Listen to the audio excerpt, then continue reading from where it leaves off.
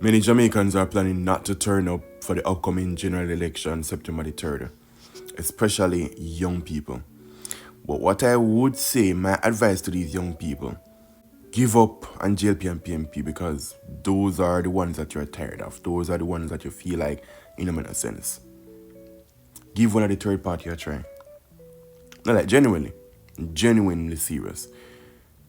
If you are tired of politics in Jamaica, the only parties that have governed Jamaica are between JLP and PNP, and it's literally almost 50-50.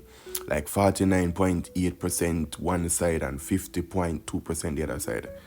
It's just those two parties. Give one of the third party a try. Like genuinely. They're not gonna win, but turn out and vote for one of these third parties, read up on their policies and things, and vote for them. Show JLP and PAP that you want to see change. It's not that you just simply don't care, but you want to see change.